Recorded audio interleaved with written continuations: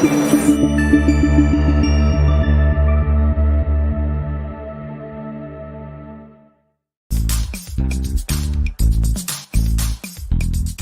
and gentlemen, welcome to Meanwhile Here on Earth. This program features in-depth conversations with the leading names in the subjects of UFOs, abductees, the paranormal, panel discussions, and the very best and brightest of the next generation of writers and researchers. Meanwhile Here on Earth, the show breaking new ground in alternative talk with your intrepid host, veteran investigative writer and researcher, Peter Robbins. Here on Earth.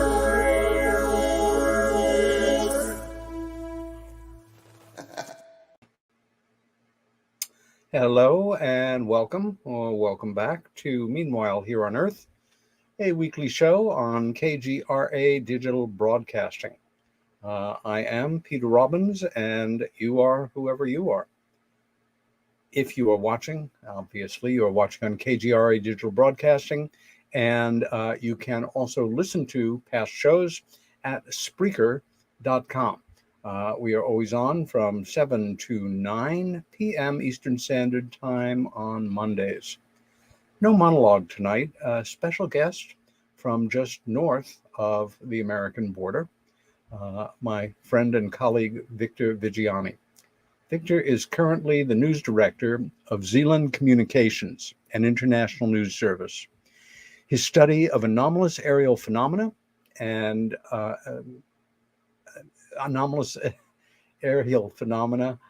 research and analysis of extraterrestrial issues spans 45 years.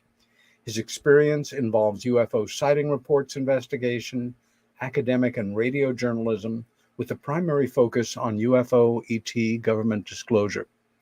Victor has addressed the media and audiences in Sydney and in Brisbane, Australia, at the Washington, D.C. National Press Club, CBC, for our Americans, that's Canadian Broadcasting Corporation, and CTV, you can figure that out on your own, that's Toronto, television news programs, and at Convocation Hall University of Toronto. Victor is a regular contributor of the Richard Severt Show on AM 740 radio in Toronto.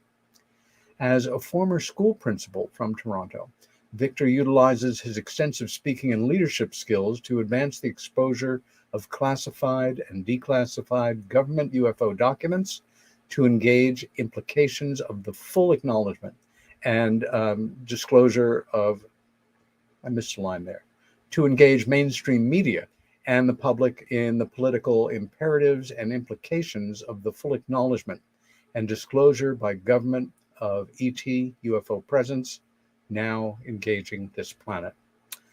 Victor Viggiani, welcome to Meanwhile Here on Earth. It's great to be with you, Peter, and thank you very much for being so kind to invite me onto this wonderful program. I've heard so much about it, and now we're here together to kind of... and about time. And right, may I just say that as an American who has been lucky enough to travel a fair amount of time in countries, Toronto really is one of my favorite cities that I've ever visited in terms of sanity, quality of life, the people that I've engaged there. God knows your restaurants. It is one of the great restaurant cities of North America. Definitely. And that's not the only reason I look forward to returning, but that is high on the list. Yeah. Victor, you're one of the few people I've had on this show who has been involved in UFO studies for as long as I have. And I'm curious to start with, first, a little bit about your background. Were you born in Toronto? Mm-hmm. Yeah, I was born in Toronto in 19. Did you have it up? And in 1948, lived all my life in Toronto. I've traveled extensively, but no, I've made Toronto my home since I was a kid. Yeah, went to school here, went to university here. Yeah, it's been our home for a long, long time. Well, you're fortunate in that respect. As a young person, did you have any interest in the subject of UFOs, extraterrestriality, or did your interest, dreams, and thinking lie elsewhere? Well, there's a lot of I guess as a child, that's one thing. As I grew up, not really an interest in it. I always had this burning urge to fly, to put it that way. I used to have as a kid these recurring dreams of flying, and I think that those it's really kind of a very personal thing. I'm sure some of your listeners have actually they say that it's a very common recurring experience in the dream state. But during a period of time when I was really active with doing that, it would come and go. But eventually, when I first experienced it, it it was sort of like a haphazard kind of thing. And over the years, I would say stretch of, oh gosh, maybe 8 to 10 years, I learned to actually control myself during these episodes. I could do what I would do in experiencing the floating or whatever, the flying. But I actually learned to experience it. And then once I got involved much later in 1975 and started reading a lot of the literature, the first book I ever read was Jacques Vallée's Revelations, and which was a perfect a perfect book to begin this whole thing. I was in Buried at our cottage and up north, and I was in a Cole's bookstore. It's like a Barnes and Noble place that you could identify with. And I just picked up the book. I had no particular interest in the subject area. Began reading the foreword, and I asked myself the question: who is this guy? What's he talking about? And why don't I know about this? So I brought the book back to the cottage and read the book during the summertime. You know, we have July and August off during the summer. And I read the book 4 times before I really Wow. understood before I really understood what Jacques was getting at. And from there, it sort of integrated my childhood experiences with a lot of the things that he was mentioning. Not necessarily the nuts and bolts aspect of this whole issue or matter, whatever you want to call it, but the more ethereal aspects of what these beings might be, or what these things called UFOs might be. And I think because of that introduction to it, a non nuts and bolts kind of perspective, Yeah. it gave me a unique way of viewing this thing from many, many different perspectives, as Jacques Vallée has done over the years. So I was fortunate in being able to read some of the stuff of Bud Hopkins and John Mack and several other people who were involved in the experience, abduction phenomenon, whatever you want to call it. And at that point, I realized that a lot of the people that had these kinds of experiences talked about these out of body experiences, or flying, or recurring dreams of flying. So that was my kind of connection from 1975 back to my childhood. And I said, my goodness, other people have actually experienced it. And from there, I just got involved very, very heavily with trying to figure out exactly what was going on. And that's the rest is just history. And it's evolved in many, many strange ways. And the more I read about this, the more I investigate it, the more people that I interview, it's as long as it is wide, and as deep as it is whatever. It's just a huge, huge issue to wrap your head around completely. And I don't think any of us right now really have the capacity to wrap our whole minds around what this experience is. And how we are being engaged by the cosmos and whoever these beings are. So that's kind of in a nutshell as to how I began and how things evolved. And I look back into 75 and into the 80s, and what I believed or thought I believed at that time, it is so distinctly different from how I look at things right now. It's a complete 180 as far as I'm concerned. And maybe we can get into a lot of that later on. As you note in so many words, the subject is so overwhelming and so complex and so nuanced. I've cited this example a number of times: the six blind men and the elephant. One holding on to the ear, the other the trunk, the other the tusk, the other the leg, the other a tail, other patting on the side, and arguing with each other about the nature of the elephant, because they all know their experience of the elephant, and it makes all the other people wrong, blind or not blind. Yeah. In leading up to this moment in 1975, where you were introduced to the work through the work of one of the great contributors to it, what were your dreams, your aims, where you thought you might end up in the professional world? What were your thoughts on that? In professional world in terms of my career, or just the Yeah, whole thing. Well, your in career. 19 yeah, in 75 I was teaching here in Toronto, and at that time that the door to this whole issue opened up in 75, and it really affected not only my thought processes at the time after reading Valley's book and getting into things by Bud and by John Mack, and it's a lot of other people too. It changed my approach to learning and to teaching. Yeah.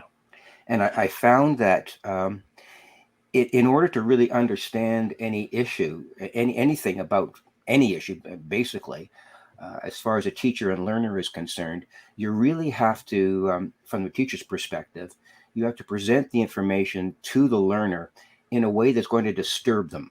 You can't just leave them where they're at with their own mindset. You have to push them. I use the analogy of petting a dog. Most dogs, they like it when you brush the fur and you stroke them. In the But direction it's going. yeah, that's right. But if you go back the other way, the dog gets uncomfortable. And that's the way I approach the teaching and learning, the act of teaching and the act of learning. Is I brush the It's fur the other way, is what I'm saying. number one. You were a teacher. You're also a principal. I'm Mhm. curious to know, in 1975, what subject were you teaching and at what academic level?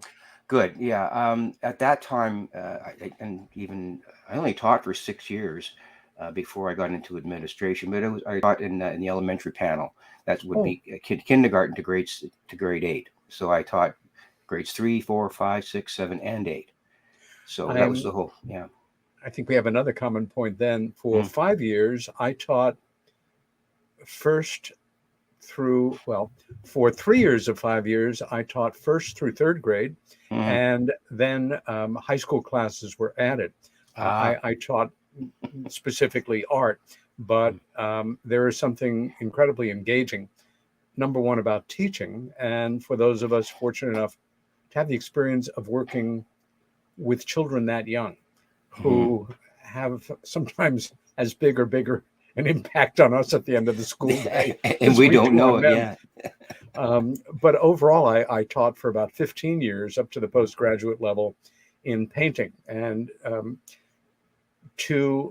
I mean, there is literally a worldwide army out there, potentially, in terms of disclosure education, of trained educators. Hmm. And very, very few of them are engaged in the subject, of course, but even if they were, we have very recalcitrant organizations called academia Hmm. and administrations who Sure.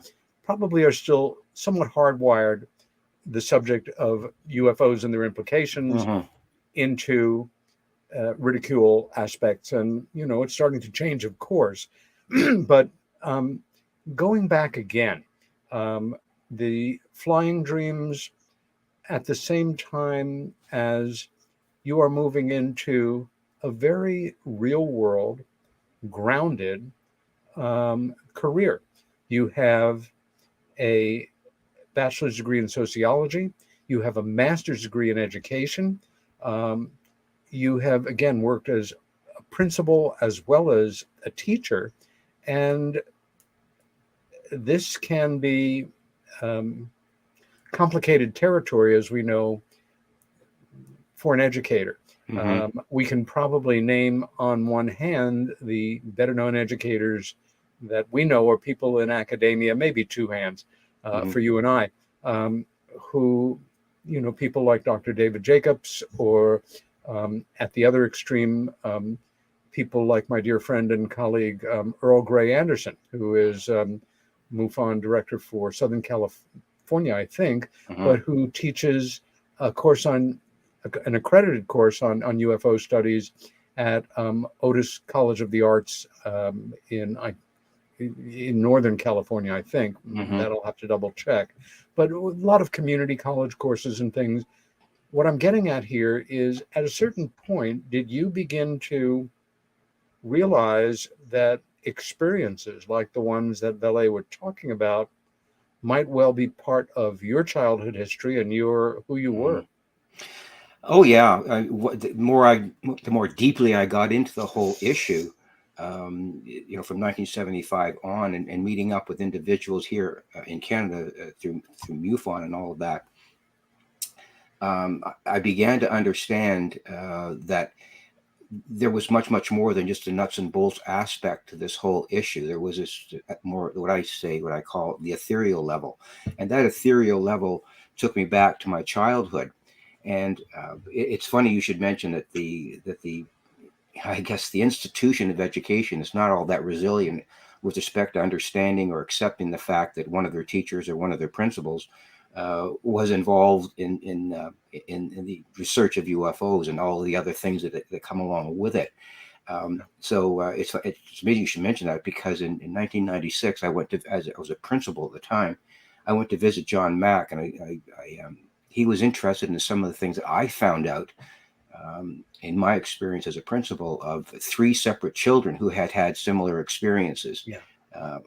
And he asked me, he said, "Victor, what's your political capital like when your teachers or parents or the board administration, first of all, listen to you on the radio?" Because at the time I was doing the radio program Strange Days Indeed with Earl Bruce Knapp.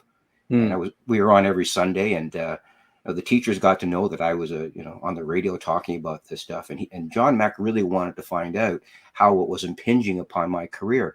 And I said I had no problem with it all, and no one is really kind of making any deleterious comments, or I'm getting no pressure at all, because I was, I guess, more straightforward in my approach to what was going on.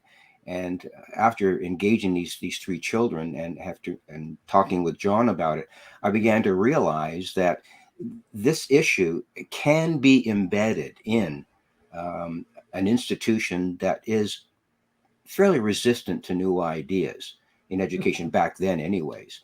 So I learned a whole lot about that process of how what I was experiencing at the far end of the spectrum with respect to this issue, and then having to deal on a day-to-day basis with administrators and parents and children, I began to learn that I could in fact integrate the mindset, if not the content, of what these experiences were all about.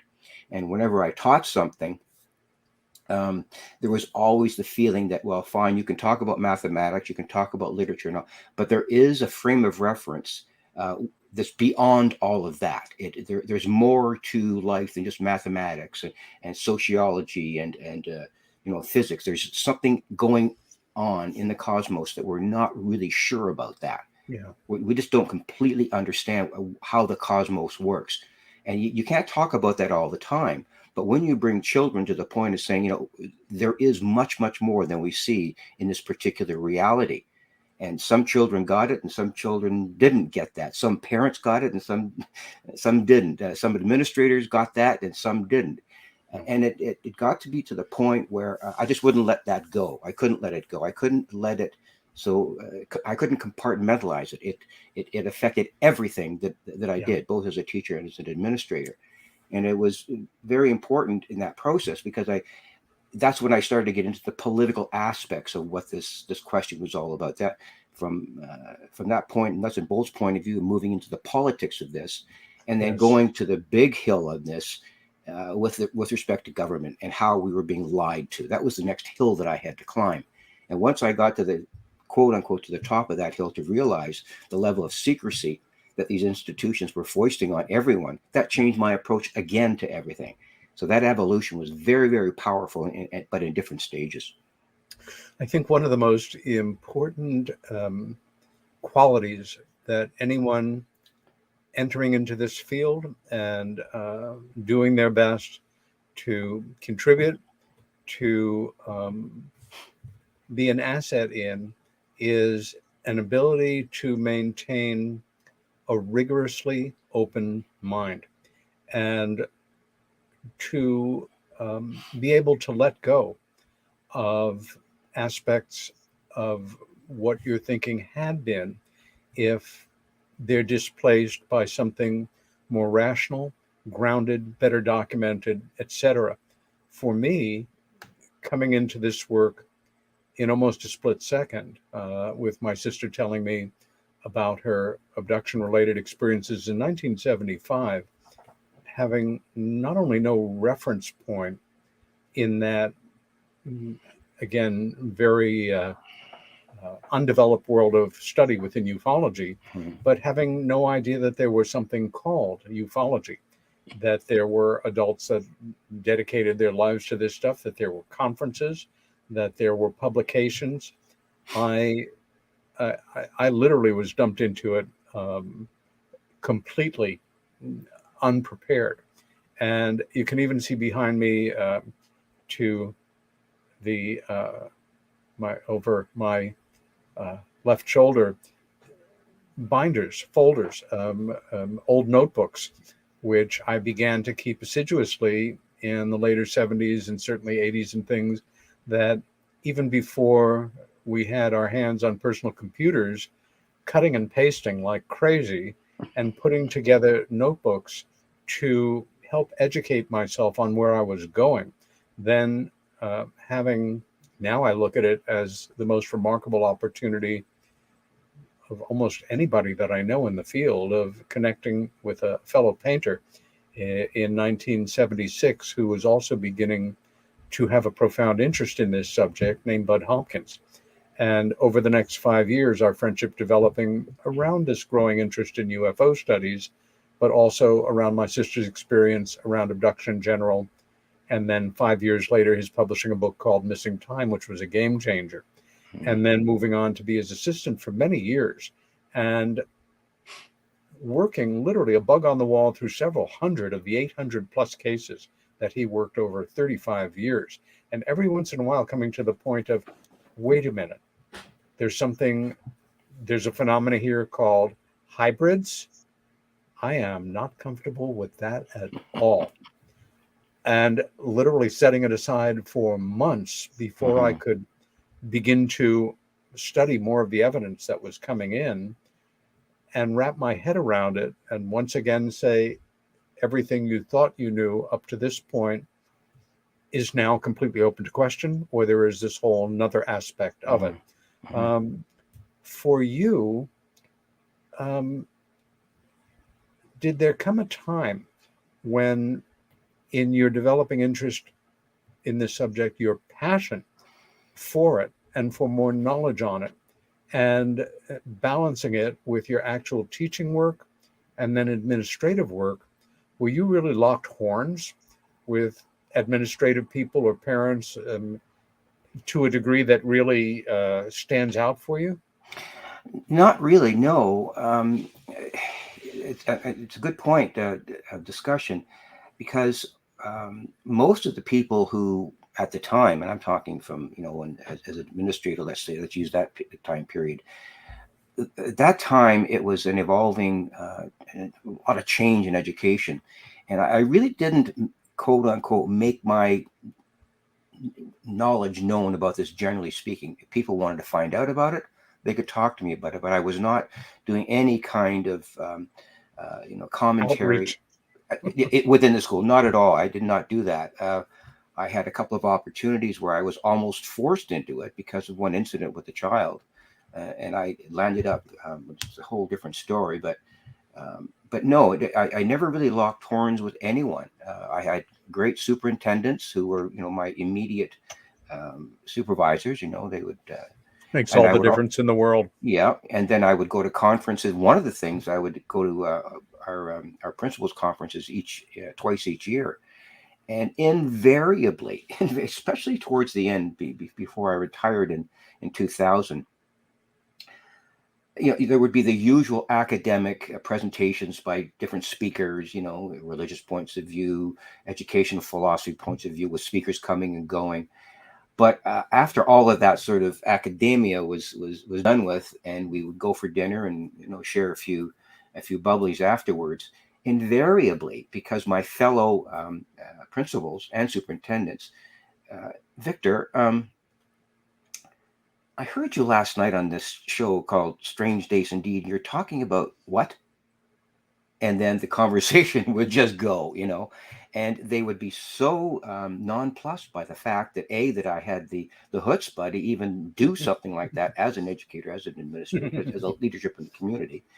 And second of all, their interest in it, Peter, was amazing. It was something that they had not opened their door yet to the reality of the possibility of what these things were. They had not. I mean, I did this after probably about 30 years of research and investigation, so they really weren't up to speed about it, and they were sort of, I guess, impressed. I guess is the word that I had gotten so deeply into this, and it got into the fabric of my being, and it wasn't just a matter of what I knew. Some of my better friends, some of the more close acquaintances, they said, this is inside of you. This is really something that it's a rudder in your life. I said, yeah, it is. I couldn't live without it, because I know there's something going on, and it's my job to get it out there, along with a lot of other people. So we never really locked horns, but most of the people in my profession as superintendents and fellow administrators, they respected my views.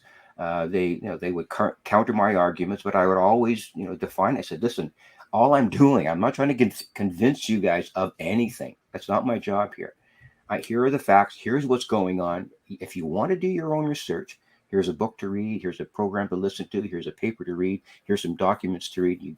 I would send them those kinds of things on a frequent basis. And several of them, believe it or not, several of them to this day still thank me for that. So that was my way of not only teaching another set of adults about that, but it was my way of expressing that if you want to know about this, you have to find out, does your being have room for this in its life? Does your own life have room for this issue? And some people walk around like that. They just, or with the blinkers on. And those are the ones that live in a straight linear kind of life. But there's others that want to open their minds to this. And as soon as I find out that an individual is like that, that's when I know that I can share what I know, what I feel about it. But you have to identify that first in the person. And if the person is not open to that, then you might as well just move on to something else, talking about the hockey game or whatever. So you have to really be very careful in how you approach this with people who have as you said earlier, an open mind or not. You remind me, a favorite aphorism of mine is, we only have one chance in life to make our next first impression. Mm-hmm. And if you make a wrong call, it may bollocks that situation interminably. Yeah. Oh, yeah. For any of our viewers or listeners who are in administrative work in academia or are teachers at whatever level who are interested in this subject, this is an amazingly fertile moment to think about a way that you might formulate a presentation for your educational institution. When this subject kind of hit me like a 2x4, Right. I was teaching painting at the School of Visual Arts in New York. Very proud to be there. It was my alma mater, and I love teaching in the Department of Continuing Education night school. It was a much more, now it's a major educational institution. I think the finest art school in America, but back then it was smaller and a lot more latitude. Many of us knew each other personally. There were no student numbers, quite literally. It was back in the day. And I remember 1977 approaching Dr. Silas Rhodes, a remarkable man who was the founder of the school and its director, and saying, I have an idea for a presentation for students and faculty. I've been studying this subject of UFOs for almost a year, making me an expert, of course. And I have this friend, another painter who you may be aware of, named Bud Hopkins, and we'd like to do a presentation.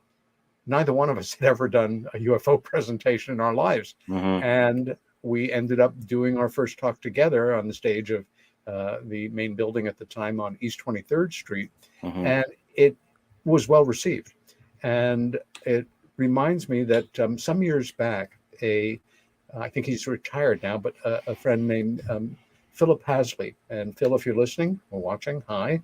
A professor, I believe, of sociology at a college in Western New York State up here, who decided that he wanted to try a program and interested the administration to a degree enough that he got the funding to invite, if I remember correctly, Stanton T. Friedman.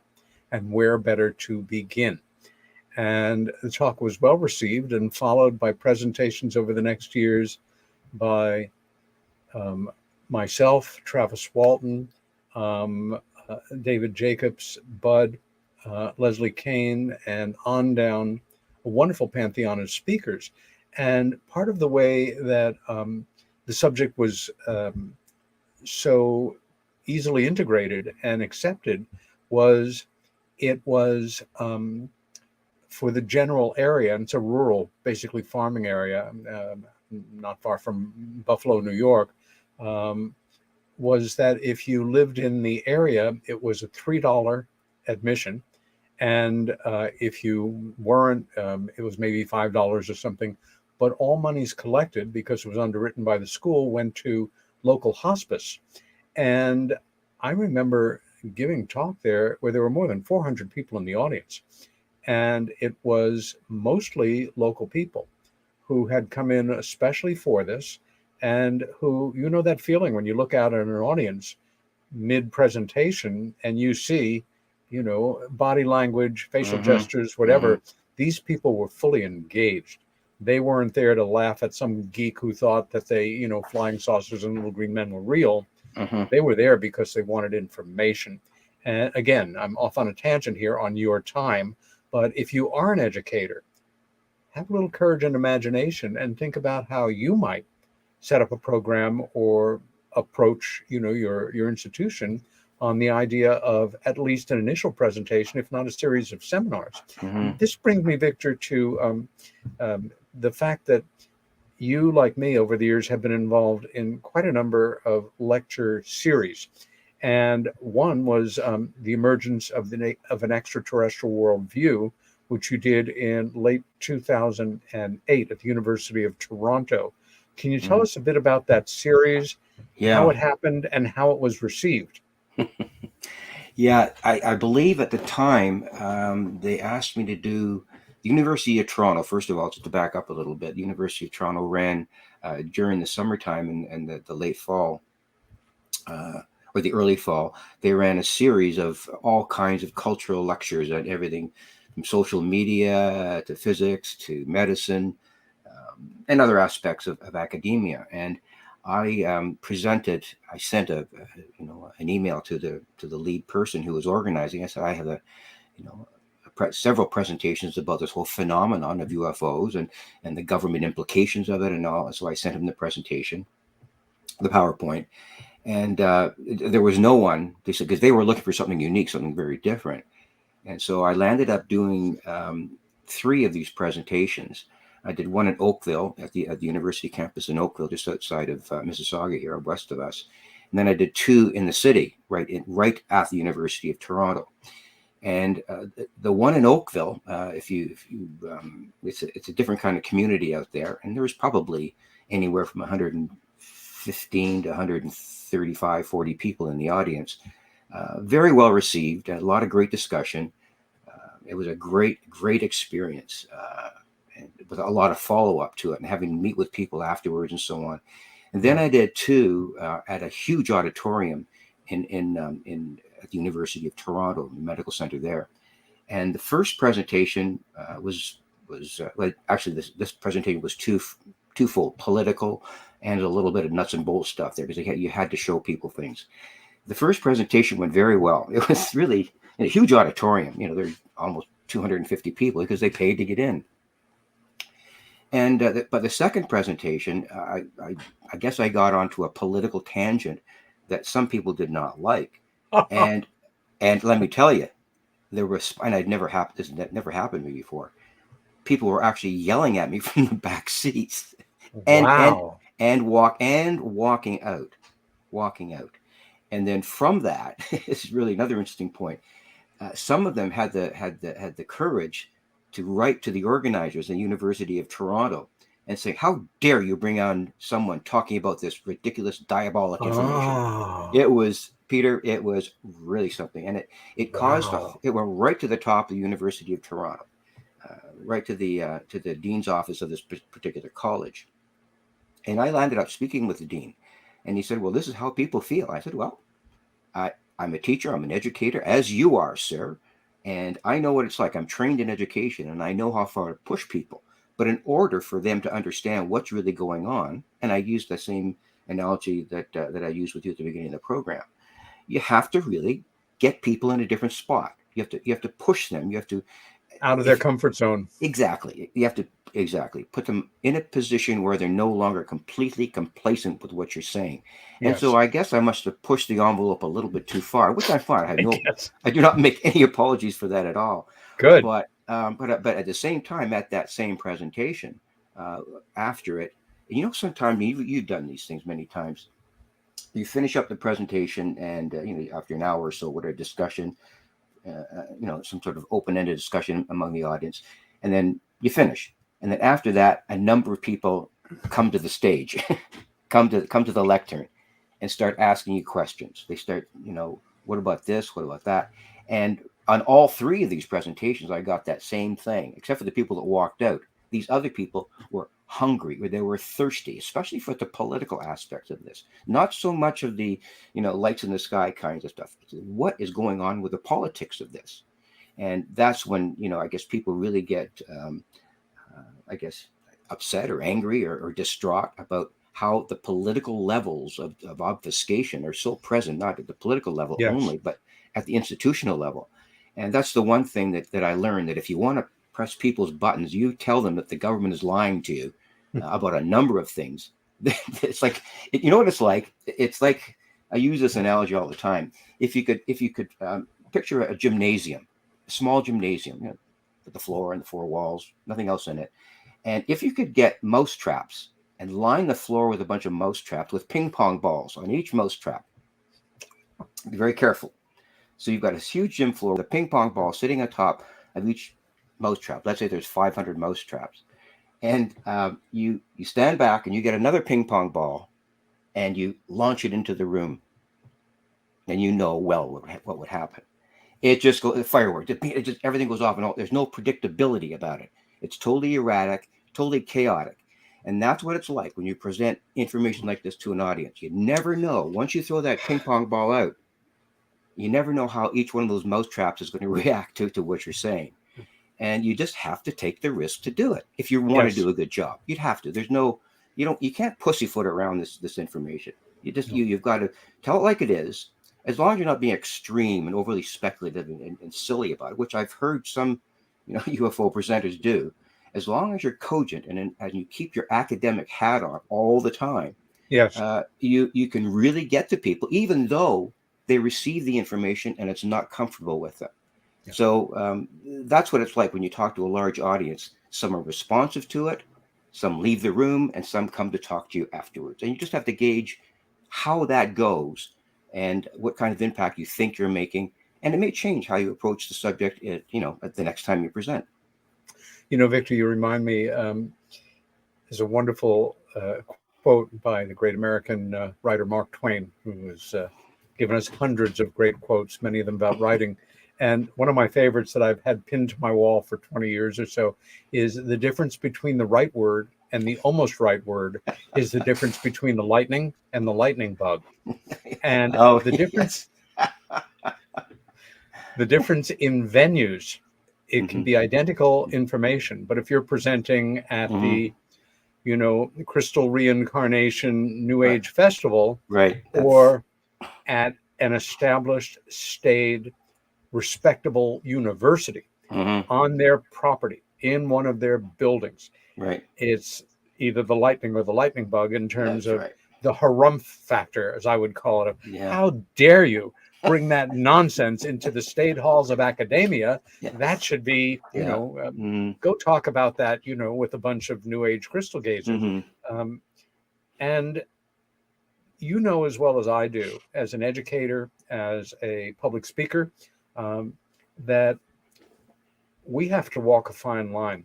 For many of us, it's a cliche of think back on that teacher from elementary school, junior high school, university, Whatever, yeah.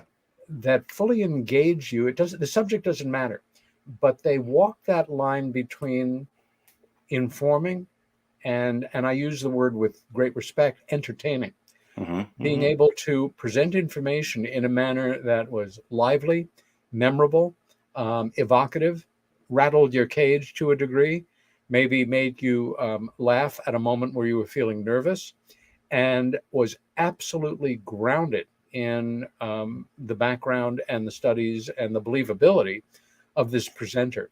Um, Speaking about major figures who kind of challenged the work, changed the game plan a little bit. Now, in the last 5 years or so, that things have begun to change, particularly since late 2017, where the ridicule factor has dissipated and more academics, scientists, public figures no longer fear ridicule or even risking their political or other scientific careers by publicly taking seriously some aspect of this. In 2005, there was a symposium on UFO disclosure and planetary directions, once again at the University of Toronto. And something happened there with a particular individual that changed the horizon. And that was the fact that a former Secretary of Defense of the Canadian national government named Paul T. Hellyer, may he rest in peace, came forward and basically kicked out the jams on, yes, I did this. This was my job, but let me tell you about things I couldn't tell you about then. And kind of took the top of the head of the audience off and moved out more into the realm of the rest of the world of UFO studies. I had the pleasure of meeting and spending time with Paul. And, you know, you just really had to shake your head that he had the courage, the imagination, or maybe at a certain point, it's, I just don't give a that whatever people are going to think. Yeah. Oh, this gosh. is what happened. That's Paul. This That's is how Paul I for feel. sure. And I'm going on the record now. Can you give us a little bit of what that was like? And did that come as a complete surprise, or did you know that, you know, he was there to do this? Well, I knew for sure. There's a long story, so I'll make a long story short. I hate when people say that, but I'll try. At the time, in 2005, I was still doing the radio program here in Toronto on CFRB with Errol Bruce Knapp, Strange Days Indeed. Yeah. And we were doing the show. We were interviewing. We were 2 hours on the radio. CFRB's was the biggest AM radio station in Toronto, and its reach was way out through Ontario. So we had a huge following. And I forget who we were interviewing at the time, but after we finished at about 1 o'clock in the morning, there's a tap on the window from the producer behind the glass and said, "Victor, there's a call for you in line 1." And I said, "I'm tired. I just can't." But I took the call anyways. And so there was a fellow, we'll call him Jim, and he said, "I've been listening to your program, and you need to talk to Paul Hellyer." That came out of the blue for me. I knew who Paul Hellyer was. Sure. He was an MP. He became the Minister of Defense, Minister of Housing under Pierre Trudeau, and under Lester B. Pearson, Minister of Defense. All of those things. He held a cabinet position for many, many years. Yeah. And so I said, "Why?" He said, "Well, he's just finished reading some information that I've talked to him about, and you need to talk to him." So fine. I put on the phone and said, "Thank you very much, Jim." And I waited about 4 or 5 days to actually call Mr. Hill. He gave me his number, and I called Paul, and I said, "A friend of mine and I understand, Mr. Hillyer, you've just finished reading a book by Philip J. Corso and other information the day after Roswell." And he said, "Yes, I'm just about finished it." I said, "Well, we're doing a symposium coming up in September." This was in May when I was talking to him. And he said, I said, "Would you like to be our keynote speaker at that event?" We had the speakers all lined up. Richard Dolan was there, Stephen Bassett, Stanton Friedman, and Paula Harris was supposed to, but she couldn't make it. In any case, he said, "Oh, no, I could never do that. No, not that, no." So I said, okay, fine, finish reading the book, and can I call you back in about 2 weeks?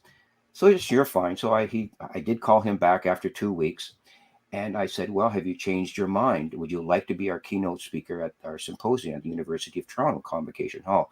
And he said, yes, I will do it. And I sort of, I was completely taken aback. And so I met with him a couple of times before that, and sort of outlined how much time he had and everything. And I said, you need to do whatever you need to do. I had no idea what he was going to say, how he was going to approach it. So we had. He had only, to the best of your knowledge, had only read this one book. To the best of my knowledge, that one book, yes, but I think he did. He had his own background in the subject. Well, yeah, he told me that he had been presented as a cabinet minister lots of reports of UFOs. Okay, lots of them, but he never took them seriously. This is back in the in the late 50s and early 60s. And he said, I just didn't have time for it because he was the Minister of Defense at the time. And what he did was he unified the Air Force, the Army, and the Navy. He put all of those things together. So he was really busy doing that. He didn't have time for UFOs. Okay. Yeah. Meanwhile, I had seen letters that he had written to other people who had written to him. And he said, I just didn't have time for it. And I didn't take it seriously at the time. Right. So he came to the University of Toronto on September 25th of 2005. And I think Stanton Friedman had just finished, and Paul was on from 11:30 to 12. And I had asked a friend of mine to pick up Paul at his house and bring him to the U of T. And there was, close to 500 people in the Convocation Hall, huge, beautiful old venue. And he came into the hall, and he's 6'4", 6'5", imposing figure. And he walked down the hallway, the aisleway, and you could hear a pin drop on the carpet. I mean, the man, first of all, he was an imposing figure, and just the way he carried himself. So he came in, sat down in the seat, and then I introduced him, and he spoke for 38 minutes and just literally blew people away with not only what he was saying, but the fact that a politician, that he was saying it. That's right. I have a cabinet rank, the only cabinet rank official in North America to ever come forward about this. Yep. So it was a real clock stopper. That's the way I described it, and it just went on from there from him. And I drove him to different kinds of presentations throughout Ontario. We flew across Canada together to British Columbia and to Montreal, different Northern Ontario for different presentations that we did. So Paul went out of his way to not only work at this, but really do a lot of things. And that one of the things that was really interesting that what he did, he said, Victor, I want you to talk to me about the people that you think I should talk to. And so that's, who do you? Wow. So the one person that I mentioned to him was Shirley MacLaine. And he said, is that me or you? That's me. Okay. I've forgotten to just connect my phone. Continue on. That's okay. Anyways, I mentioned to him about Shirley MacLaine because I had been speaking to one of her assistants about having Shirley on the program, and she had some she had some very definite views about this. So he went to visit Shirley, and I think that really that particular chat and dinner that he had with her and lunches really changed his approach because of, I guess, the conviction that he saw in her about this. And I think that had a really, really strong impact on him as a presenter, and the kinds of things that he said, okay, I can now take another step forward in this, which he did do at the time. After he met Shirley, his whole approach to this thing completely changed. And it was refreshing, and it was a really it was a relief for him to hear what someone like Shirley had to say about this issue. And the MacLaine story about Dennis Kucinich and her and all of that. Yeah, that really changed. Yeah, that really changed his approach. So it was, as I said earlier, it's a clock stopper, and he did change the landscape of the UFO.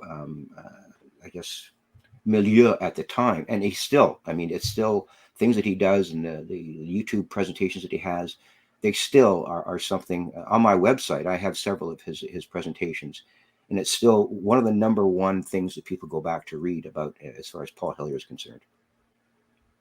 I should parenthetically insert here, because it's an interesting footnote to what you've just said. For anybody that either has forgotten or is not familiar with the name of Dennis Kucinich, At the time, he was a candidate for the president of the United States, running on the Democratic Party, who had a legitimate, actual UFO sighting with this legendary actress, Shirley MacLaine, who many people associated with just New Age goofball thinking. But it was, it sucked all the air out of coverage of his campaign. And all that any of the media wanted to know was talk about the UFO that you saw with Shirley MacLaine, wink, wink, nudge, nudge. And ultimately, as it did with the governor of New Mexico, Governor Richardson, on the issue of Roswell, enough already, leave me alone. I just can't be dealing with this anymore. Obviously, that's changed. But Paul really stayed with it for the rest of his life and never backed away from his positions. And I think also helped to open the door to some of the people that we're seeing now coming from, government backgrounds, who are, not flinching on taking this subject seriously in any public forum.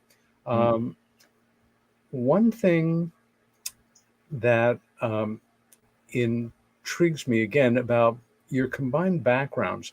Will you talk a little bit about Zealand Communications, which you are very closely associated with, the work that they do and how you guys approach this subject?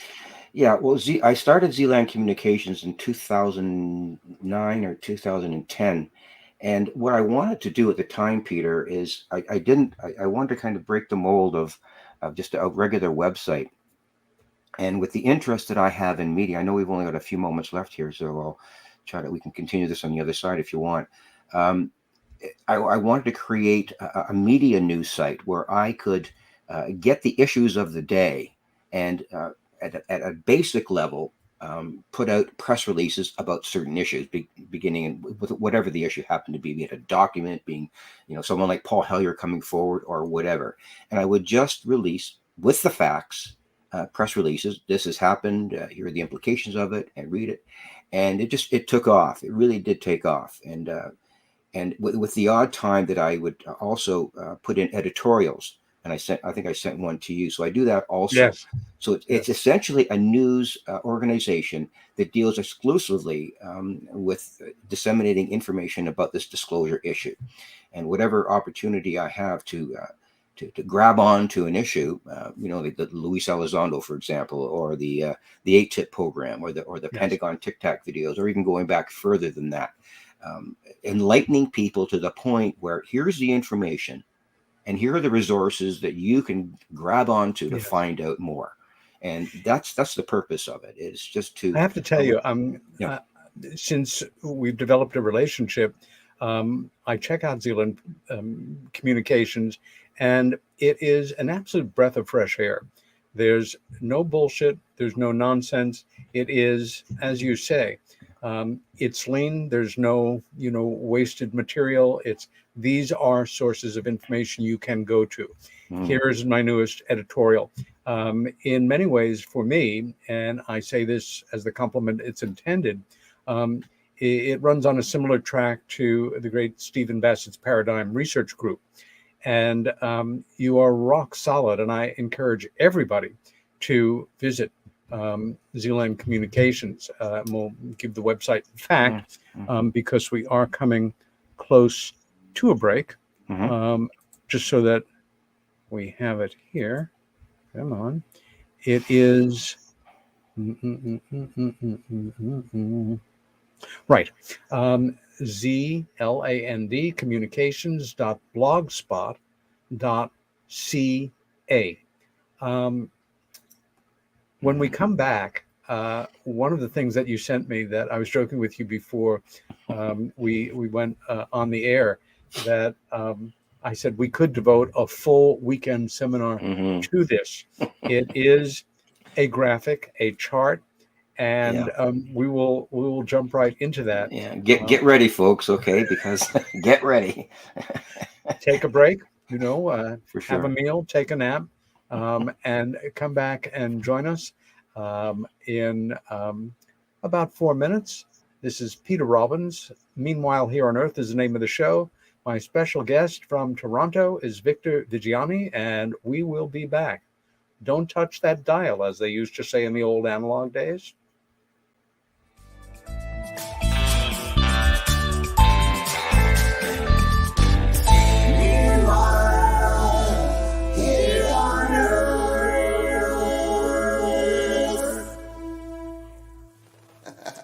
Hey members, the new KGRA DB app is now available on iOS and Android devices. Gain on-demand access to any KGRA DB programming. Download any show directly to your mobile device to listen or watch on the go. Go to the App Store and search KGRA DB.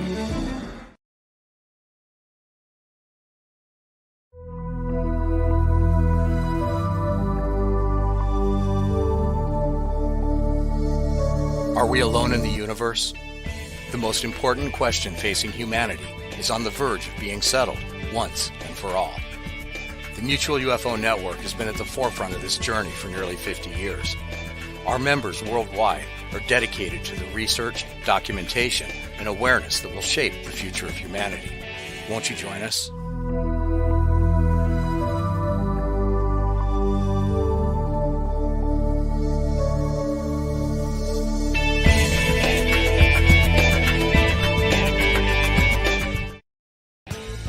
Discover the Observation Deck, a one-of-a-kind virtual event platform that takes video conferencing to the next level by using avatars to navigate a campus. There's so many areas and activities to choose from. There's a 1,000-seat auditorium, an expo hall, a nightclub, and even a beach. So come attend a conference, take a class, or hear a lecture on the incredible Observation Deck campus. Go to theobservationdk.com. You're listening to the KGRA Digital Broadcasting Network. We provide unparalleled coverage of trending news in the world of ufology, cryptozoology, and paranormal phenomenon. Whether you're watching our video live stream or listening to one of our audio programs, you are getting the best from world-renowned researchers and hosts, guiding you through topics the mainstream won't touch. Miss one of your favorite programs? No problem. Head over to the members area at kgradb.com for access to our massive library of award-winning content. Make contact, stay connected, only at kgradb.com.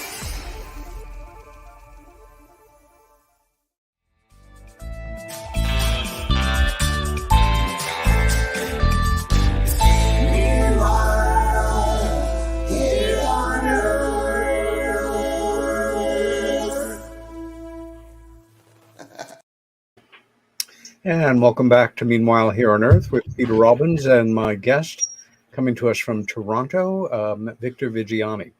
Before we return to this really compelling discussion, if you're enjoying this show, please consider subscribing to KGRA. All you need to do is go to KGRA Digital Broadcasting. You'll find the right area to make the subscription. You can do so for a month if you just want to try it out, or a year. And if you decide to do it and you use my first name, Peter, Peter, as your subscription code, you will get a full 30% off your subscription. Back to Zealand Publications. Just so it's stated here as such, I think as a mission statement, it's important.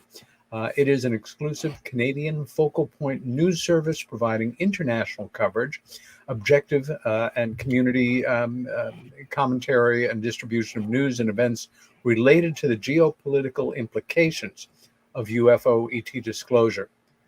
Victor's committed goal is to promote and facilitate genuine educational experiences for media, politicians, academics, and private institutions and the general public about the implications of disclosure of the extraterrestrial presence currently engaging our planet. And again, one more time, and I'll give it at the end of the show, ZlandCommunications.blogspot.com. for our great neighbor to the north. Victor, I had mentioned before we went to break that you had sent me a wonderful graph, for lack of a more descriptive term, that the last few days I've been coming and going from it and thinking, I really like this guy's mind. It's big, it's encompassing, and like for every question that I think I have, it generates several more, which is not a bad way to go. Mhm. But let's put this baby up on the screen. Oh, you're here. going to do it. Good. Okay. Okay. Good. You do There it. you go. Yeah. Okay. So you can Oh, see it as gosh. well as we can, folks. First of all, we begin here with the individual quantum presence. You had sent me a PowerPoint. I've looked at other material that you put out there. First, give us kind of an overview before we start to come in for landing here on what we're about to embark on. Well, I don't know how much detail I can go into because it is so complex. Yeah. But first of all, Peter, to be really honest with you, I do not remember where I got this graphic from. I don't. Honestly, I do not recall. I must have picked it up on the internet somewhere. But a very brief story about that. I did a presentation in Rochester, New York. Gosh, about 5 or 6 years ago. And we'll come back to this moment. Continue Yeah. on, though. And it's Richard Dolan's group was there. Well, Cookie String Fellows. Of course, meetup yeah, group. So she And a invites brilliant me. group it is. And That's Cookie's right. the best. Great bunch of people. So I did my regular thing in front of someone who I feel is just probably the leading historical expert on everything about this whole crazy topic. He has an extremely incisive way of explaining it. His historical background is second to none about everything, not just the whole UFO issue, but his geopolitical perspectives. And so I did my presentation, and I brought this particular graphic. And Richard, he was sitting back, and I keep my eye on him while I'm doing this, right? And I'm waiting for, as I'm presenting, I'm waiting for Richard for the big yawn. I've heard all this stuff before, Victor, right? But I was doing something on media, and I wanted to kind of try to encapsulate everything that's going on all at once on the planet. And there's just no way of doing it. And then I brought up the graphic, and Richard went. He got out his camera and he went like that. He clicked a picture. He'd never seen it before, and so that led to a huge discussion about the different aspects of what your viewers are going to see right there. There's a writer here in Canada. His name is S.D. Lawrence, and he wrote a book called The Developing Canadian Community. And one of the quotes in the book was, "You can't. There's no way of describing in words everything that's going on at once. There's too many things going on, and there's no way that we as a human species can say one or two things, or even 5 or 6 things, all to describe everything that's going on the it's planet. Like a holographic world within a holographic world. Exactly.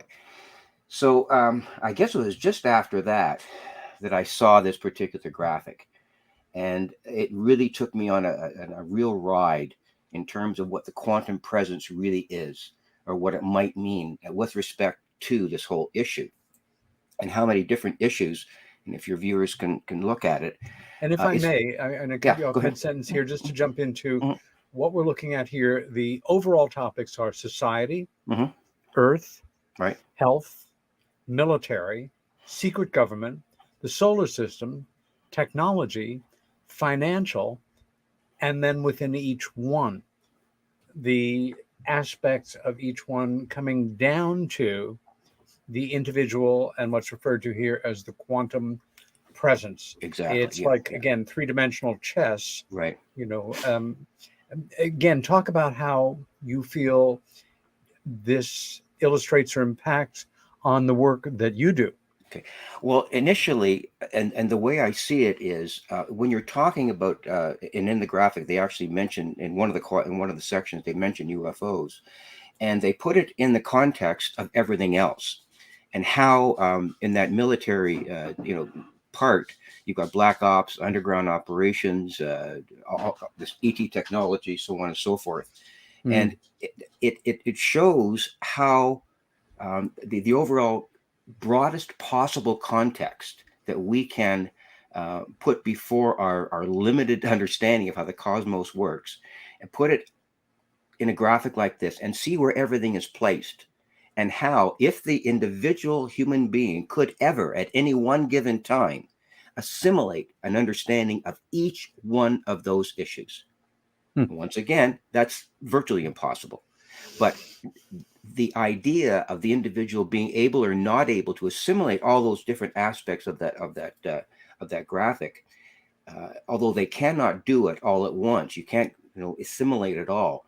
The knowledge that all of this stuff is going on, and the impact that it has, not just on an individual at the center of that quantum presence, but on everything else that's going on the planet.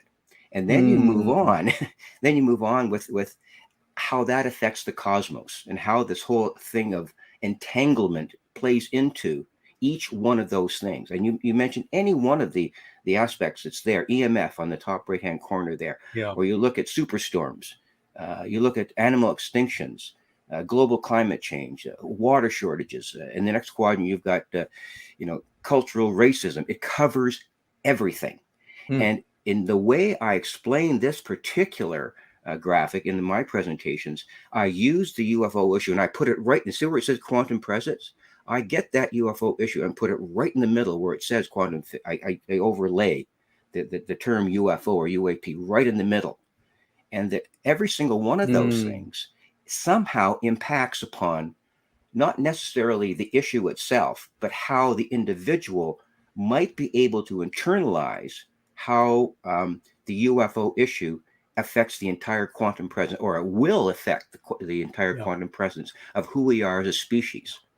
And then I move on from there to say that all the things that are going on within that diagram are important. There's no way that you can, deny the importance of each one of those things and how it affects us as a species, as a human family. But it also indicates to us that we are, because of the UFO issue and this whole idea of an ET presence, if you move along the continuum of understanding of everything that's going on all at once, and then you inject the UFO issue right in the middle of everything, and realize that as you move along that continuum with the extraterrestrial presence that we're going through, at some point, things are going to happen. And it is my belief that as we internalize the UFO, UAP issue and the ET presence, we are at the threshold of the beginning of a change in our species. We're just about to step into becoming a new species because of the ET presence. Irrespective of all the things that are going on, we are becoming something different, or will become something different, once we internalize not only everything that's going on and how we deal with those things, but overlay that with an extraterrestrial presence and how that's eventually going to change us as a species. So we're right on the threshold of doing that. And you mentioned 2017 as a point of reference earlier in our conversation. To me, that point in time, if I could use a biblical reference, everything that came before 2017, I consider the Old Testament. For me, it's also like a BC AD moment, so to Exactly. say. The same sort of thing, Peter. After 2017, it's the New Testament. It's AD. And once you understand that cutoff point has been reached, the whole issue goes from this to that. It just broadens immediately. It's like a quick snap of everything, just sort of, and then what happens is, that leads me into a related question, which is, when we entered the work, so to say, there was this field of study. I don't even know. I don't think the term ufology was in the lexicon at the time. It was, UFO studies and that kind of thing, dominated to a degree, like it still is, by middle-aged white guys. Pretty much all, if they were serious about it, wanted to be taken seriously by their peers in an admittedly outsider endeavor, field of study, world unto a world. The media, so to say, was print magazines,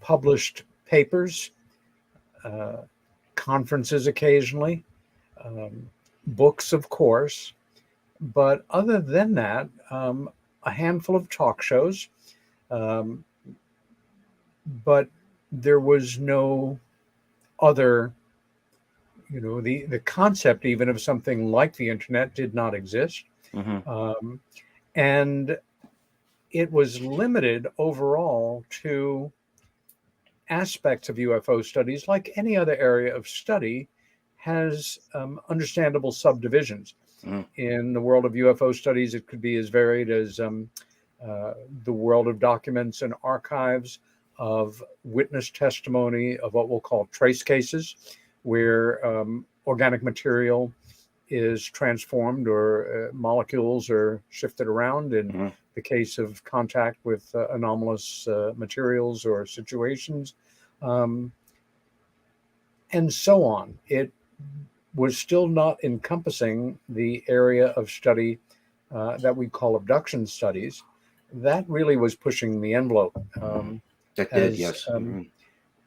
David Jacobs once said to me, who always maintained a pretty dry wit and communicating disturbing material, was we were focused on the cars and not the drivers. To talk about the drivers made you sound crazy, Hmm. but the Yeah. cars were okay. Radar returns, that kind of thing. We now live in an era where Hmm. what we'll call ufology, for lack of a better term, is not only completely transformed, but is a fucking three-ring circus. It is serious people involved in major, like yourself, academic studies, working in very grounded ways, to claimants of the absolutely wildest possibilities, um, to an era where this wonderful thing called Photoshop, a very double edged sword, can create images that cannot be discerned as manipulated on occasion, and where people accept an account or an image if it's provocative enough, if it's wild enough, if it's exciting enough, because, well, why would anybody lie about that? Hmm. Or who needs photo analysis? That's so boring. I mean, I saw the guy on an internet show and he really convinced me. Um, it, it's really quite a, again, a wide open sort of Wild West frontier. And among the uh, areas of conflict, of the different camps that exist, for example, we have several for me that are growing. One is if you have a background in government or the military, no matter how credible you are, no matter how respectable your discernible background is, you can't be trusted, because the man has had his hands on you, and we all know that disinformation is the name of the game there. The same could almost be said for the area of folks who feel that anybody who is too nuts and bolts and too grounded in the mechanics of the thing is missing the whole point, which is transcendent, it's spiritual. The beings and intelligences involved are beneficent. They mean us well. Using the science fiction model, they want us to evolve to the point where at least we're not clubbing each other to death and dangling nuclear weapons over each other's head, so that we can at least show these space beings that we've evolved to the point that we are ready to enter the first level of the Federation and join the intelligences of the universe and move forward together in a spirit of peace and goodwill. It's too easy to take sides for many people. The question that you and I have heard for decades, that is such the wrong question, but absolutely obsesses certain people, is, are they good or are they bad? Wrong question, wrong paradigm, because for starters, even knowing that we know not a hell of a lot, that we can say, absolutely, I could bring this to a court of law and prove it, that we are very likely, I am convinced, we're dealing with a myriad of other intelligences in corporeal or interdimensional form. And that's just in that one area of so-called UFO, UAP studies. Sure. Jump into that can of worms and Well, comment on it. well, yeah, It's actually kind of an icky analogy, but no, it's spot on, because that realization that you just articulated, Peter, in terms of the multifaceted nature of this whole issue. It's not just nuts and bolts. There are, and I think we could also talk about, which I haven't really completely digested yet, is Hal Puthov's ultra-dimensional models that he's suggesting. Yes. And he uses the term ultra-terrestrials. That's what he mentioned, not extraterrestrial. He makes a very broad specific distinction between those two, extraterrestrial and ultra-terrestrials. And I think that is reflective of breaking down some of the old paradigms as to how we as a generation who've taken this issue upon ourselves, and being sort of in a generation of traditional linguistic capacity, let me put it that way. And we have a way of framing this issue in our own, because we have no other alternative. We speak the language of it as we know it. We just use the words that we have at our disposal. We can't use any other words because there just aren't any other words to describe it at this point in time. But I think what's happening here, and I hope this is to your point, is that in order for us to understand exactly what you just talked about, that we are entering an era of an understanding that it's not these funny lights in the sky, and it may not also be about the lies on the ground, but it's also about our relationship with the multiplicity of extraterrestrial civilizations or off-world civilizations that are out there, okay? And I think it's our responsibility at this point in time to bring into that whole discussion a new narrative, a new way of thinking, a new way of articulating, a new word of, and I'm going to use, of languaging, using language as a verb. How are we going to speak to this new generation that's coming up, these young people who can, do a Rubik's Cube in 15 seconds? That kind of mentality. Or my 7-year-old grandson who can order something on Amazon and get all the numbers right and have it delivered the next day on the door, and he's only 7 years old. These children today are going to need a new language in order to understand what's coming into their quantum presence. Okay. And it's up to us to provide them with this new lexicon. You used that word earlier. And if we continue to use the old lexicons, we're not going to be able to move along the continuum of understanding that we may not be dealing with just extraterrestrials. We may be dealing with, interdimensional beings. We may be dealing with time travel. Puthoff goes into this in his dissertation. So we have to prepare what's coming in terms of this new narrative. And I think that's part of putting behind us all of the, as you mentioned earlier, the conflicts and the disagreements and people running off in all directions and disagreeing about photos. We got to leave all that stuff behind, Peter.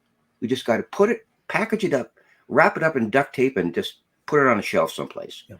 And get ourselves involved in developing a new language for ourselves and for the people that we're going to be transmitting this information to, the young people, the new media that's out there, this thing called the internet, okay? The internet is so rife with absolute pollution of ideas. That's a competing factor in how we are going to develop this narrative. So we have to do something about that. And what's the new language going to look like? What's it going to be like? And one more point here.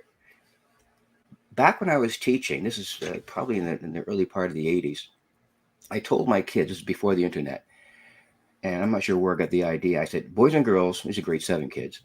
I said, at some point in time, very soon, one half of the world is going to be able to communicate with the other half of the world in an instant, in less than a second, just by pressing a button.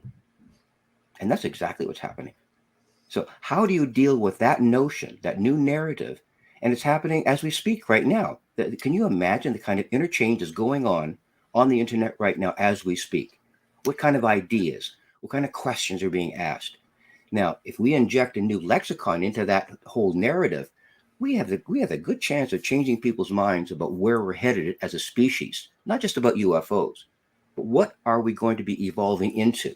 What will we become once we attach ourselves or invest ourselves into these off-world civilizations that are out there? And the other question that I have is, are there other planets out there that have been visited by these beings, and they're going through the same thing as we are right now? And can we learn from them? Is there a possibility that we could learn from these people? They may be more or less advanced than us, but we could learn from them about what they've experienced from these off-worlds. So there's so many questions that we can ask that will change the narrative and change the lexicon, so that my grandkids and their kids are going to be able to understand this a whole lot better. And I'm not even talking about how political ideas and geopolitical ideas are going to change this, and how we can change our own extinction behaviors to ameliorate how the UFO ET present will be changed by the fact that we'll be becoming part of the cosmos in a way that we could never imagine before. So I'll let it. I hope I answered your question. And yes, and at the same time, it's just, I'm so enjoying having you here to engage with Victor.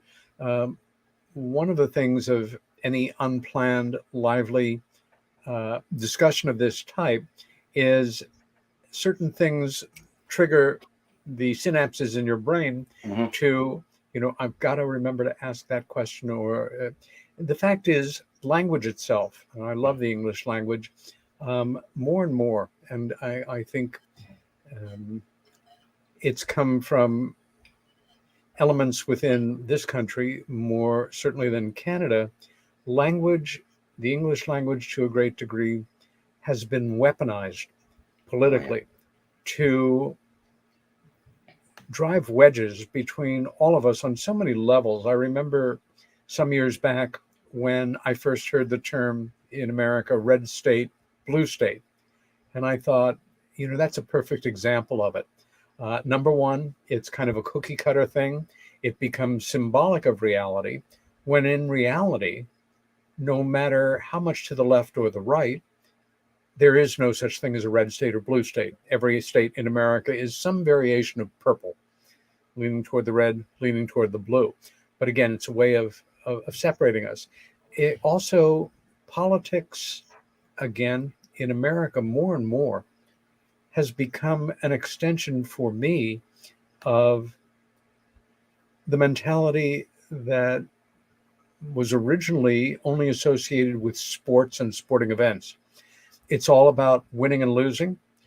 The team and loyalty to the team is more important than greater goals of the sport itself, for example. The cliche, it's not whether you win or lose, it's how you play the game. Right.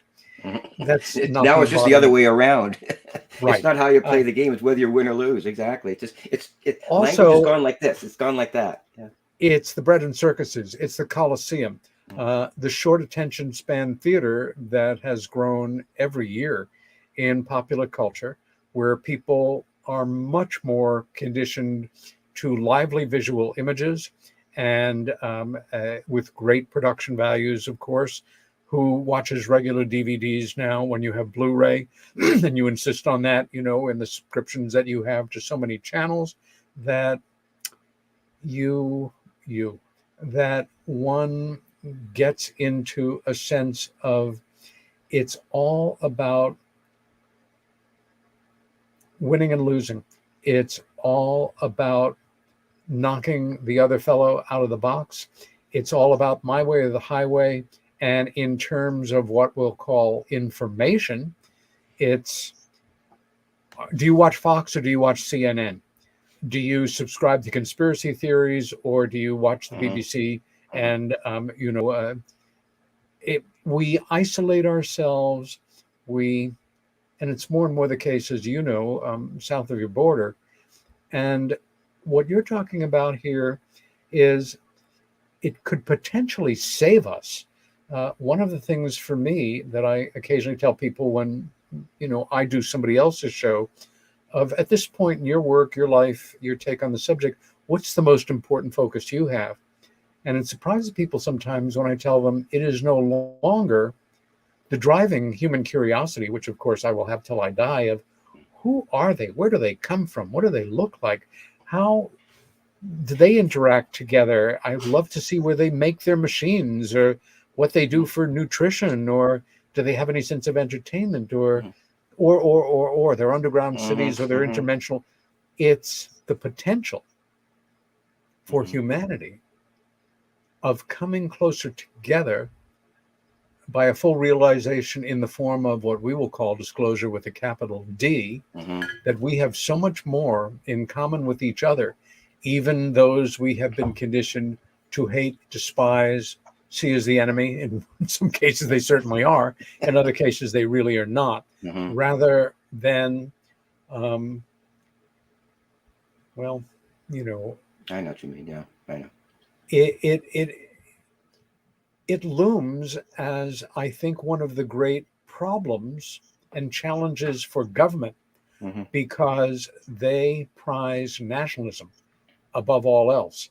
We have to have people understand that Canada is the greatest country in the world. America is the greatest country in the world. India, China, Brazil. And where that line is drawn in the dirt, as it has been for thousands of years, is what it's all about. If that human being crosses that line, they're on our side of the line. We have got to club them to death, because that's not, you can't come on our side of the line without us saying you can come. I mean, everything's going to fall apart if everybody could cross all the lines. That's right. Yeah. And this is the point, part of the challenge that we face in trying to reset the narrative. The machine. Yeah. It's a form of rebooting things. You raised a really good point, because what you mentioned, the whole idea of the global family's acceptance of this extraterrestrial presence, because for lack of a better word. And then this whole idea of what binds us together and what drives us apart. We're at a crossroads here of understanding that whole mode of reason, that ethical mode of reasoning that says you've got to be on one side or the other. Okay, you got to be on one side of the line or the other, the red and the blue, the black and the white, whatever. And if you accept that notion as being so ideologically concretized, so firmly embedded in our reality, that it's only one thing or it's another, and then you inject that whole the whole narrative of the ET presence into that mode of reasoning, you're either going to, accept them as as other friendly species, or you're going to want to shoot them out of the sky. That's what's going to happen here. And what really worries me here, Peter, is that there's 6 separate obstacles that I have in one of my presentations, and the first obstacle about opening up this narrative is an unprepared public. Okay, they're just not there yet. The other one is an uninformed mass media, and then there's the indolence of science, and then there's the historical ambivalence of these institutions. Okay, they just can't move on. But the last one, the 6th one, is this highly aggressive military and intelligence perspective that seeks to dominate the current UAP narrative. This has become a military intelligence, as you mentioned earlier, a national security issue. And if the public buys that completely, hook, line, and sinker, we're done. We're done. I would say, again, language often is played to confound us, but for me, I hear that we've all heard it, for decades, the term national security. I hear it. And maybe part of it is being dyslexic. It's easy for me to things spin around in my mind that I can't keep on the case of, especially in the world of numbers. But I hear national security invoked, as we all do in so many situations. And there's an autocorrect, which is national insecurity. And going back to the Genesis of 1947, it began with a fear of the unknown. And let's face it, Victor, every fear that human beings are capable of is a fear of the unknown. Am I going to get cancer? Is my marriage going to hold? Is the world going to explode? Are my kids going to go on drugs? Is there going to be health coverage by the time I need it? And the fact is that, again, there's only 2 factors going on in the world, if you take everything down to the baseline, it's love and it's fear. And for many people, very understandably, fear of the unknown is rational. Better to fear the unknown and be prepared for the possible enemies that come than to give yourself over to trusting something that could blow up in your face and take you over. And on the other side, the equivalent in the other direction. Again, this, as you bring up, and it's such an important thought, to not just to have an open mind, but to be able to think like a railroad track along two parallel lines that are completely separate. Maybe for me, well, one of the main reasons I ended up being the person I am, and my mother pointed this out to me when I was a boy and had come home from school after having gotten in a fight with a kid who I didn't fight back. And I, second grade, third grade, my mom asked me why, and I didn't remember it, but years later she said, I said, Mom, that kid has problems. And I am stuck with the reality of generally seeing both sides of an argument very clearly, even when I come down very strongly on one side. And in life, it has been a great asset and a great distraction, and sometimes a really troubling part of just being who I am, that it's so much easier to just, my way or the highway, this is the way it is. And if you disagree, you're my enemy, or at least I know that you're wrong. And it's the culture we're living in. It's the culture. And once again, to repeat myself, once you get that mode of reasoning that you just explained, and you overlay it against the possibilities of engaging a multiple number of off-world civilizations, the two of them are totally incompatible. That mode of reasoning that you just described, my way or the highway, you overlay it with the ET question, they're just totally incompatible. And that's why I worry so much about the military national security issue, because if that becomes a dominant narrative, we're in for a lot of trouble, folks. A lot of trouble. You've just reminded me, as students of history, and I wish more people were, they cannot find the past as engaging as we do, either 20th century history or going all the way back. Leading up to World War II, I don't know the equivalent in Canada, but in America, there was a very strong and growing isolationist movement to keep us out of the war. Who needs to send our boys over again to be slaughtered in a war that meant nothing to us? And that was Europe's problem.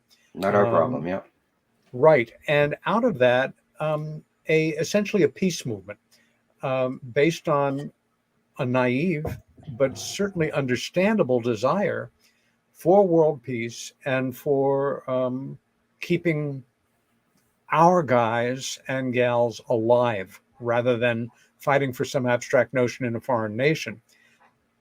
In the world of UFO studies, in experiencer abduction studies, one thing that's fascinated me over the last decades, and I think it may have something to do, well, it has a number of possibilities that could be responsible for it, or aspects of all of them, is that 30, 35 years ago, when I was really deeply involved in abduction work, case by case by case, right at Bud Hopkins' shoulder, most people that were coming to him had not had pleasant experiences.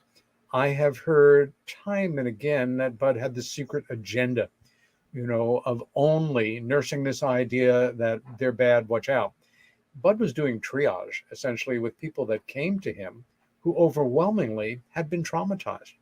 Certainly others who had not, and did not need, the assistance of a support group, for example.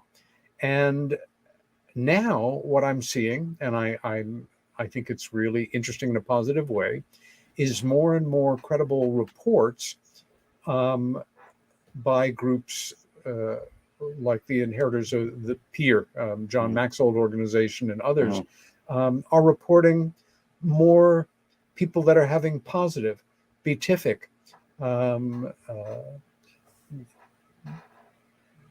expansive, transcendent contact experiences, abduction-related experiences with these other intelligences. Well and good, that's great. I would say the figures that I'm kind of comfortable with, and there are no hard ones here, is maybe 2/3 of people overall that were reporting these kind of experiences. And there were a lot fewer of them doing it because of fear of ridicule back then, where now it's more accepted. There's about 2/3. This was not positive for me. I am in some level of trauma. Maybe I have something, that we'd now call PTSD, where now it's maybe 2/3 of people who are reporting these experiences to people that are keeping the records. All good. But I see also a number of key individuals who are absolutely asserting that all aliens are good. And anybody that's reporting negative experiences, it's really government military abductions. Why are they doing them? Well, to give the aliens bad press, because we want to have a military presence. This whole idea that emerged under President Trump of a space force, I had to wonder about. It does have that word force in there. We did have NASA, which of course we all know, has operations and aspects that are classified and certainly military. And we have the Air Force, which is in the air, which can go above the air and into space. This need for this new force, so to say, and that we have these two competing mentalities when, once again, it can all be happening at once with both points of view legitimate to a great degree. And again, it's so difficult and challenging, and understandably so, coming from the jingoistic 19th century nationalistic idea that many of us had instilled in us as children, that there's this path, there's this way. And if you're off the path, then you're not a good American. You're not a good Canadian. You're not a good human being. Right. You're too trusting. You're too untrusting. Yeah. Well, what you're talking about, I guess, is that going back to that graphic once again, is dealing with so many of those issues that are described in that, and looking at it. If you look at it through the lenses that you just described, and that's really the only way we can do it. Okay, it's like putting on one pair of glasses for one situation, another pair, depending on what lens you use to examine that graphic that you've just put up, and then you zero in on any one of those issues, any one of them. It doesn't really matter which one. The polemics, for some reason, we as human beings focus on the polemics of the issue. If you take a look at the one side where it says financial, which is poverty, okay? If you look at that, just that issue alone, as soon as you mention the word poverty, the first polemic side is, we need to help these people. They need to be taken care of. And then there's the other side. There's the other polemic is that, it's their own fault. They're not educated, and we don't owe them anything. And it doesn't really matter which issue. Look at the climate change one. I mean, it's a perfect. These are perfect examples of how we as human beings separate issues and look at them in a polemic way. We can only see the black and the white. We don't see the gray in the middle.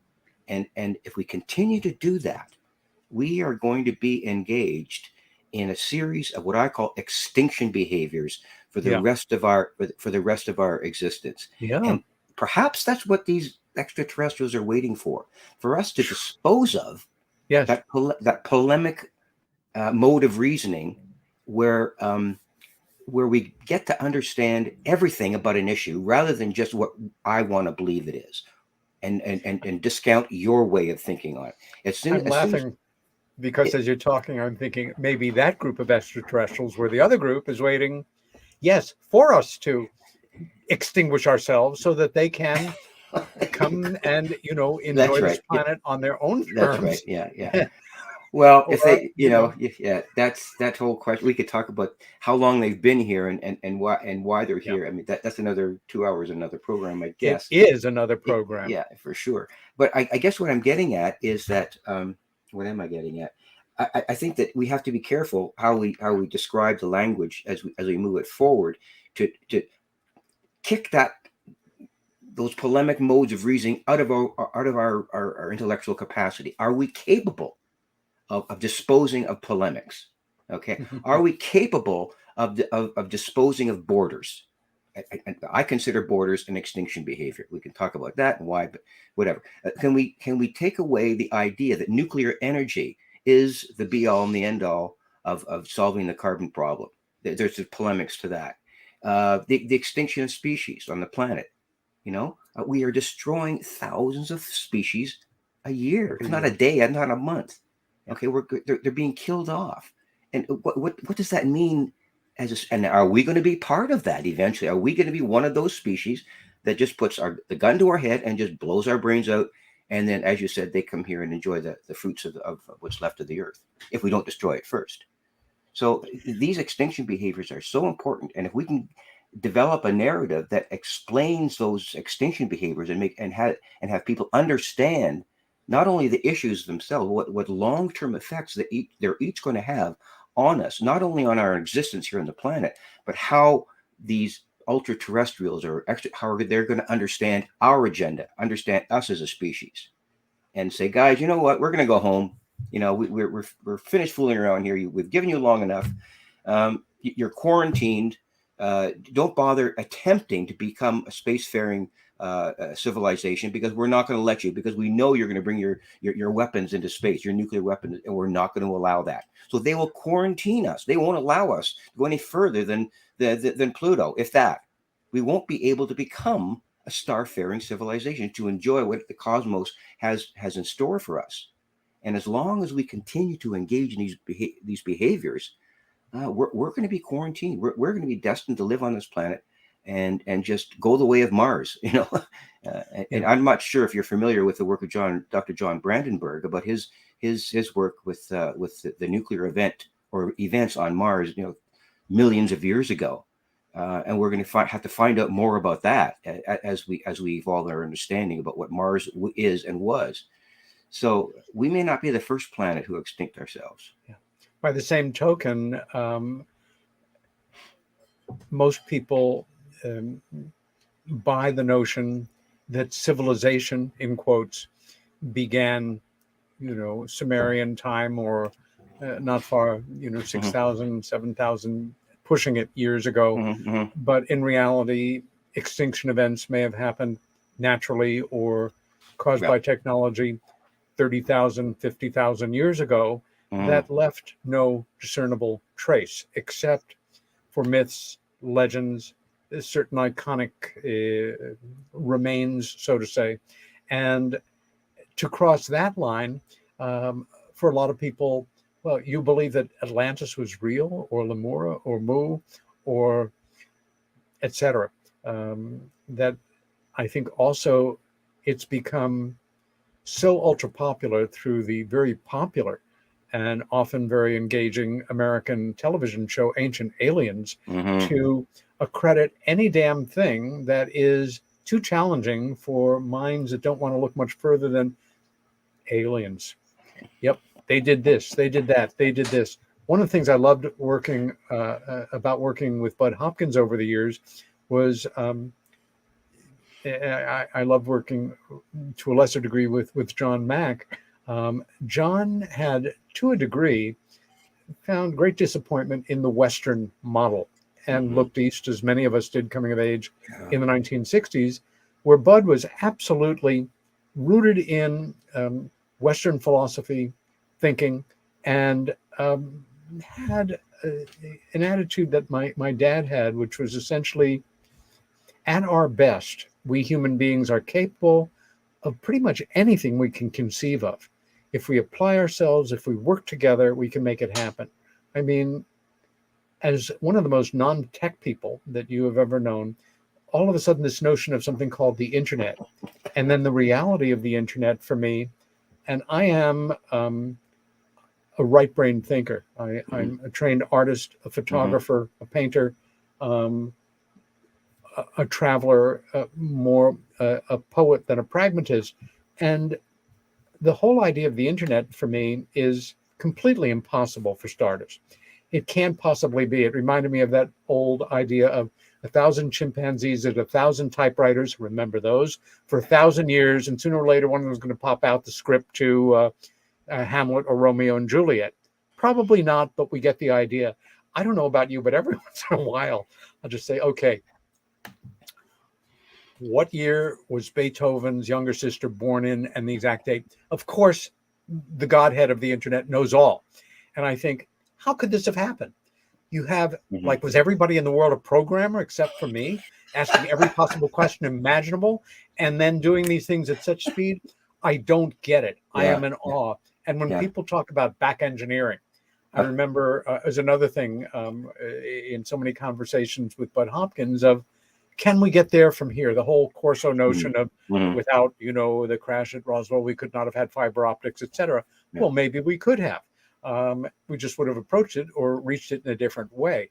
And that notion of, for me, I am in awe. I don't get it. For me, that I can accept the possibility that there was some assistance in that whole idea of the internet. It's like the human brain, and I don't even, I'm tongue-tied, and I'm barely I know exactly what you're talking about. Yeah, what it is. It's a reflection of how language is so limited in so many different ways. So, yes. Once you get an idea in your mind, okay, it's automatic that you begin to formulate these things called words to describe it. And as soon as you come up with an idea in your mind that there are no words to describe it, you get tongue-tied. It's just the way. It's like, you know what it's like.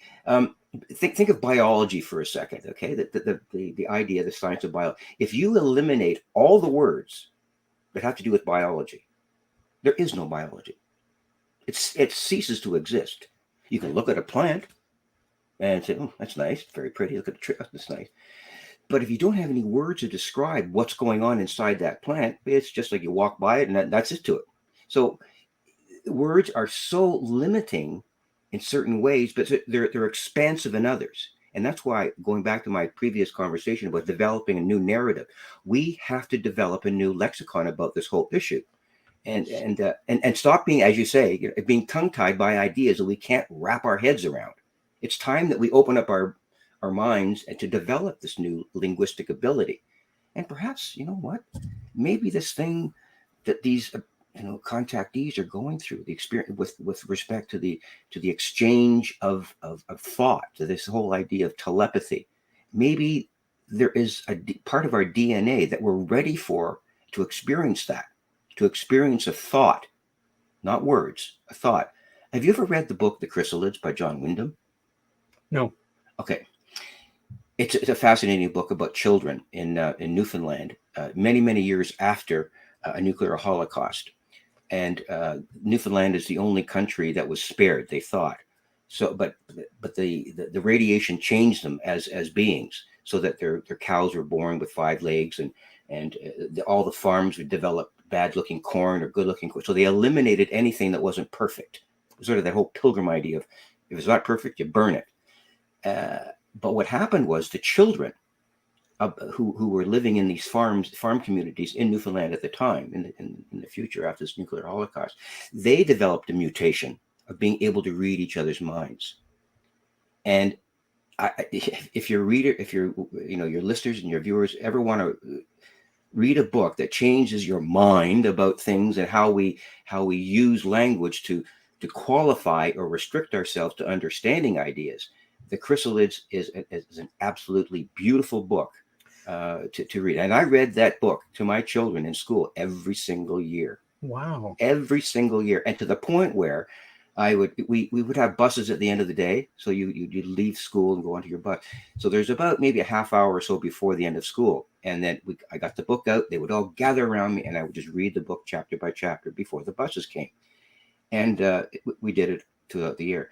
And the last grade 6 class that I had, they forced me to read the book to them again. Sir, you got to read that to us again. You got to. We have to consume it again. And then we talked about it. We talked about this idea of understanding someone without using words. And in a way, we're kind of in that position right now, Peter, with the onslaught of this whole issue of communicating with off-worlds. And the contactees and the experiences who are going through this they're the first ones through the door. These are the ones that are exploring the possibility that we may have in our DNA the capacity to do this. And I think the ETs are showing us possibly that these experiencers are a roadmap to us understanding the capacity and the limitations of language. And eventually we may be able to change as a species down the road, whenever that is, to understanding things in a much different way without using language. So I'll stop right there. I sort of got off on a tangent, but I think it's so important that we understand how language defines in such an expansive way, but yet it really limits us in other ways. You know, as you're speaking, I'm thinking, as somebody who loves to read, obviously is something of a bibliophile, that's not a green screen with pictures of books behind me. I always feel obligated to, there's always the next UFO book that I'm reading, either for an upcoming guest or a colleague, or one that I've just ordered or what have you, or re-reviewing a classic one. But for many years now, I'm always reading at least 2 books at once, and the other one is almost always fiction. It was kind of a golden age for me when I got self-isolated in March of 2020 with my cat and a very large library, a good deal of which I had not fully appreciated, and just started that experience of reading one great novel after another, after another, after another, and right now continuing in the same way. If you would, please send me a link to this book, because not only would I like to read it, I have a particular affection for great dystopic literature. No, it's one of a kind. Recently read Children of Men. I don't know if you've ever. Holy moly! I had always thought of her as a detective writer, but I think it's as good as 1984 Animal Farm or what have you. This book sounds important. I'd like to read it, review it, share it with my with my listeners. Victor, as we're coming into the last few minutes of the show, and you will, I hope, return as a guest a number of times in the future. Any thoughts that you'd like to leave our viewers and listeners with? This has been, for me, an absolutely marvelous 2 hours. Yeah. It's like I said earlier, how can you talk about all things that are happening at once? There's so many things going on in my brain right now. First of all, to thank you very much for this opportunity, and thank your audience for bearing with me. I hope I was at least semi-coherent most of the time. Yeah, pretty much, yeah. No, I just want to emphasize the fact that we really, once again, we'll be limiting ourselves if people like you and I, and I think some other researchers might make this mistake too, if we consider ourselves as knowing what's going on here. Okay, we don't. I mean, I said this on the radio program on CFRB. I say it with Richard Serrett a number of times. Once this whole thing comes to some kind of fruition, this is what's going on, it's going to be totally different than what we expect. I'm convinced of that. It's not. It won't resemble what you and I think it is. It may be wrong. I don't know, but it's going to be so different than what we expect it to be. I think that's one thing that we have to keep our mind open to, the possibility of it being something that we just. The thought that's never been thought before. Let's put it that way, okay? That's a perfect note to end on. I wish we had more time. Victor Viggiani, it has been a pleasure having you as a guest. You will be a return guest. Victor's website, and please make a note. And can people subscribe and get automatic emails, or they need to check your website, so to say? Just check the website. I don't have, it's just not within my DNA to do that. Yeah, no problem. That's up there on the internet. Z as in Z, ZlandCommunications.blogspot.ca. Next week's guest will be returning Doug Auld. Doug is an outstanding painter, a great hockey player. For me, one of the great working man intellects, and I can only say that he's also a great composer and a writer, and he has written the libretto and written the music for a full-scale Broadway musical on the theme of disclosure, Wow. We'll be with him next week. If you've enjoyed this show, please tell your friends. Stay safe, stand up for what you believe in, and be kind to each other. We'll see you next week.